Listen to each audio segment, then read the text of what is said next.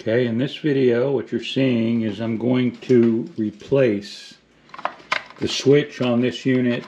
The switch is fine.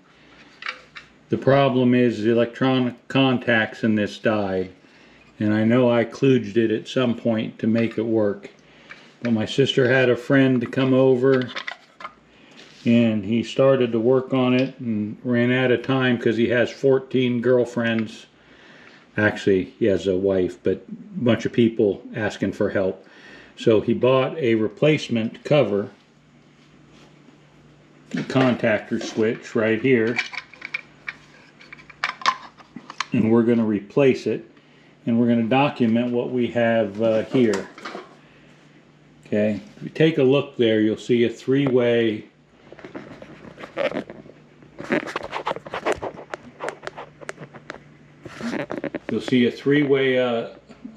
adapter there. That actually plugs in here. And what I had is I built this up over time. This here is the pressure release valve, and of course I've already loosened all this stuff. I'm gonna have to clean it up and tape it up, and I apologize. Let me stop for a second and see if I have a better light.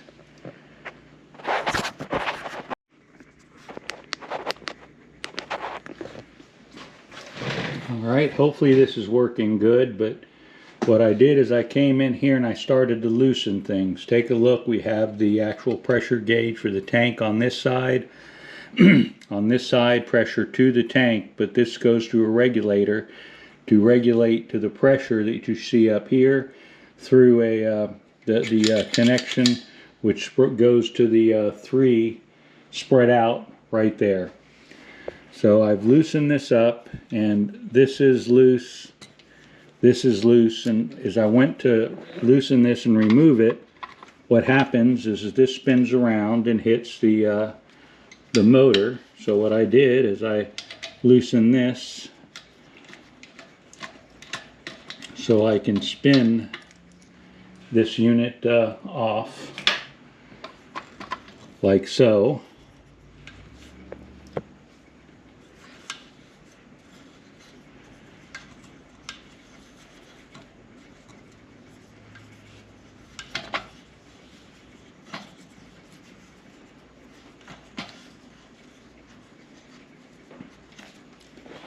Right, now you see the one side of the unit there that we're going to have to remove.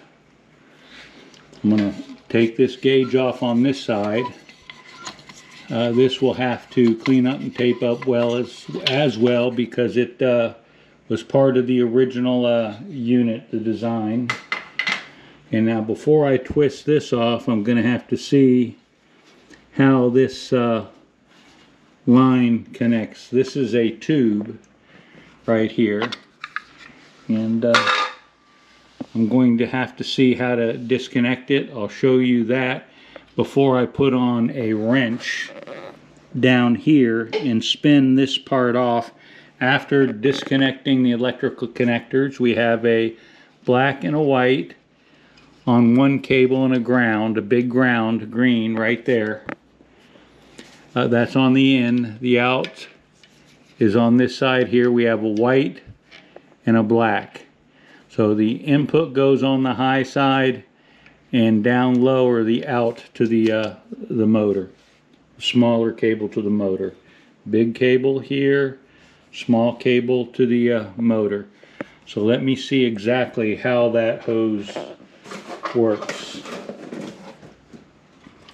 On the replacement, there's a tube that plugs straight in there. And looking over at this,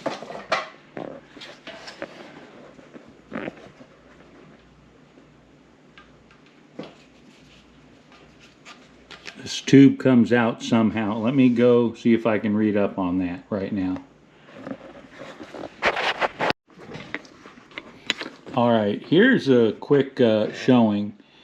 The way this works is it has a brass fitting, and I grabbed the hose, put this on, pushed against that fitting, pushed that in to release it, and then pulled on this hose. So this went in like this. I'm not going to show you to get it in there. It was like stuck in there. Push on that and pop out it came, just like that. Now I twisted to make sure that it was going to come off, and now I'm going to remove the electrical connections. Okay. Now I'm going to try to remove the electrical connections, and so let me get some help. We'll come in. Fine. I know, it's just like it is. I won't touch it. All right. All right, I was given directions. Damn. Okay, there goes one. Hope I got that. Here goes number two.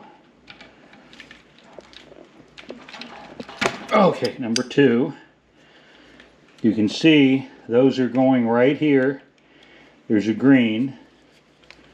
Number 4. Number 5. And you got to remember just how hard those came in and out. Let's see, right here we have a green screw here, which I'm gonna loosen up, and one here to remove those 2 wires. But that's what it should look like, and then I'm going to spin this whole unit off by hooking a crescent wrench right there. Right there.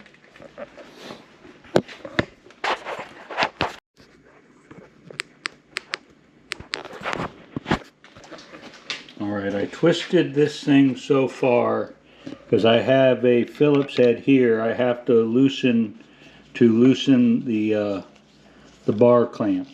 Okay, you see how the wires are getting loose there? I'm going to have to see how the other one works. But there's this clamp, and this is going to release the wires, so the wires are free. Like so. So I don't know how all that's going to work on the new one. We'll take a look here in a second. Oh, come on, baby. There you go. So that's spinning off. We'll see how this looks.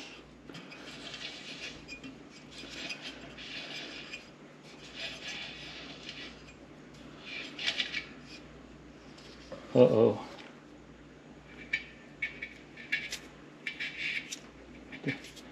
Clean that off. But here is the old valve contactor.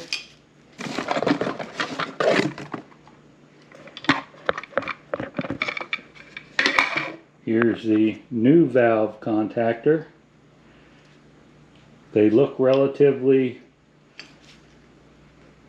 close. Looks like it's going to be a perfect replacement. So let me start doing that.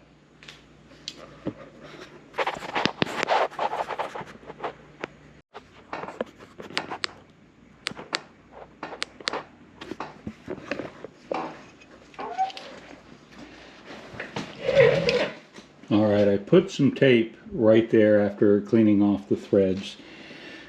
Taking a look at this, I want to show you some observations here. First of all, you can see through the three-way passages. So they're all tied together. There's the input. You'll see the blue connection there where we push the hose in, the hose. And to release it, you push against it and then pull on the hose. You see the contactors, and as I thought more about this, what happened is one of the contactors went bad, so I forced them together. So it only had one brake system, not two. And that worked for years. You can see the spring right here, which controls the pressure, and when the pressure is set, it trips. And right here on the unit itself, hopefully you can read it, it says, you know, the voltage, and there at the very bottom it says 130 to 150 psi. and you see the part number on top, and that's the maximum pressure. So that's good. So to conclude part 1, I'm going to get this started here.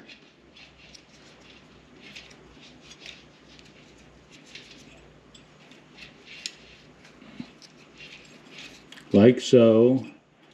It's starting to tighten down, but I'm going to spin it more all the way down tomorrow before I put it all back together again, and that will be in part 2. I decided to do it just, I guess, kind of because it's the end of the day, the sun's going down. I hope you enjoy this.